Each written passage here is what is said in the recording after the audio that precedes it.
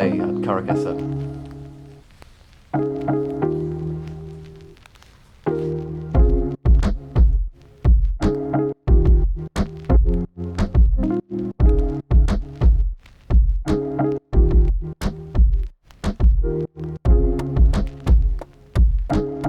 Hello everybody, I hope you're doing well.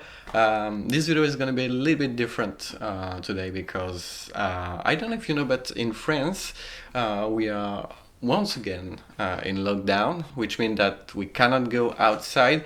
At least we need to go outside for work or for the food.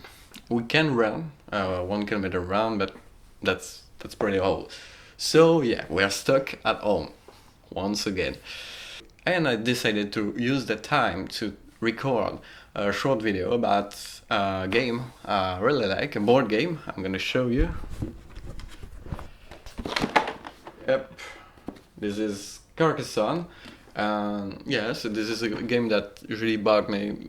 There is not so much time, but it's a pretty good game, and I will to present you. Maybe it could be interesting for you if you want to discover a board game. So this vlog is gonna be about this thing.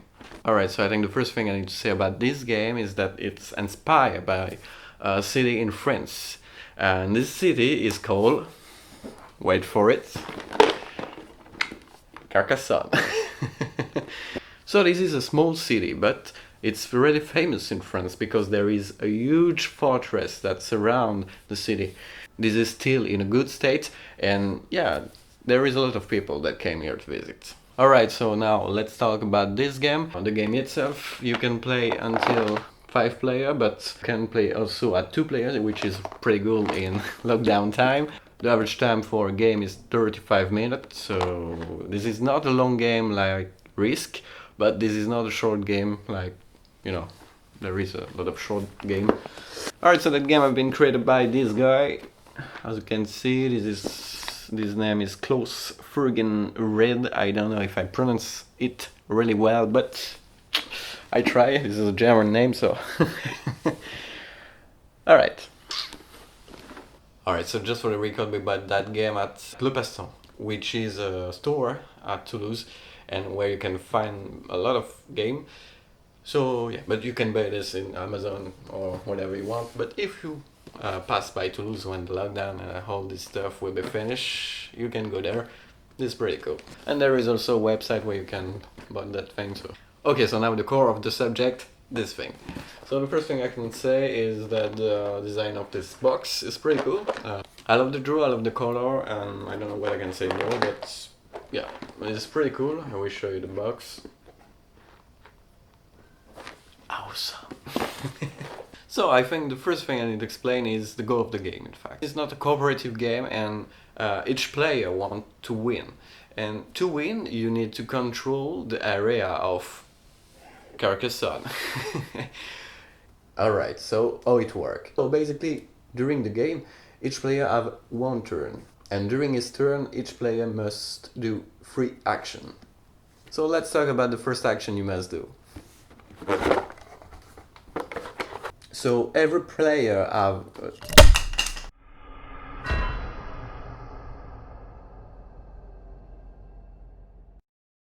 Alright, so everybody share a common stack that contain that kind of pieces, and these pieces are basically this like card, you know. But the first thing you need to do is to take a pieces from the stack. And so if the current map look like this, you need to put the new parts in order to make it match. So at the end you have a big map that have been built by the player. Over there. Not there, because there is a road you can't finish. And not there, because there is a castle here, so... Alright, so we are already on the step 2, and on this part you need to say if you want to put this little thing, this is called a meeple, on the map. This little thing represents your troop. It can be a knight, it can be a outlaw, it can be a priest, or a villager, I don't know, villageois. I will put the translation, I don't know, but yeah, so it can be that people. And your goal is to control the area with these little things, so you need to put them on the map But this is really strategic because you don't have an unlimited number of this thing, and you need to say when it's important to control a part of the map or not. So yeah, in the step 2 you need to say if you put this thing on the part of the map that you just took in the step 1. So it's all for the part 2. So as you can see, I don't have any other meeples because all my meeple are on the map, and so this is a little bit annoying because I cannot put them anymore on the map, in fact, if I want to control an area. So yeah, it's the part where you need to be strategic when you place your meeple. Alright, so we are already on the third step. This is the last one, and in fact this is the more complex, but not too much. This is the part where you need to count your points.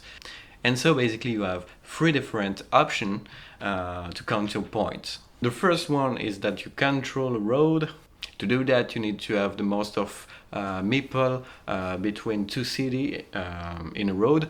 Here I can put this thing, it matches perfectly with the fortress and the road, which means that if I put which means that if I put my meeple here, I control the road, and then usually is not allowed to win points, and I'm the only person that can win points. So I'm picking my meeple back, and Steve won 1, 2, 3, 4 points because it's a 4-point road. Yes. And the meeple back. So we remove the meeple and we move 1, 2, 3, 4 points. Oh yeah. And also control fortress, which bring you more points, but it could be difficult, more difficult than a road. We're at the end of this turn because we complete the fortress, in fact. So now we need to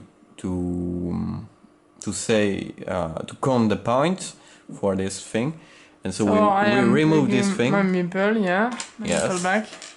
And how to count the points? This is a castle. This is not only 1 point as a road.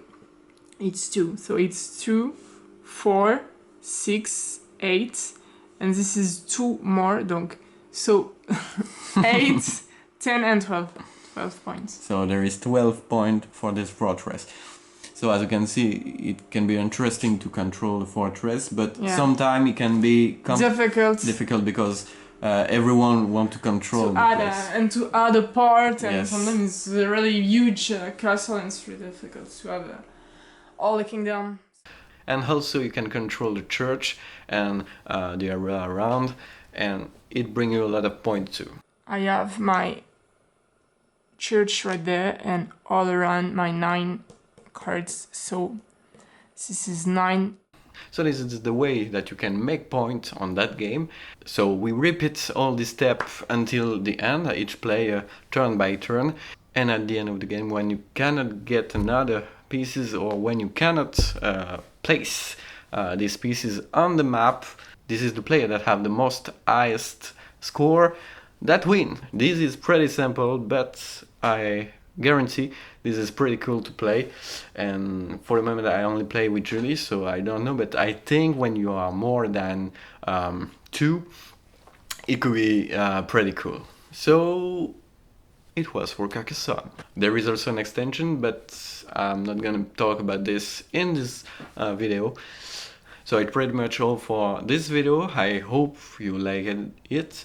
It's a little bit different of what I do, but you know, it's the lockdown, and I'm saying, yeah, it could be interesting to show you maybe a game that you can play with friend or alone. So I hope you like this thing, and see you next time.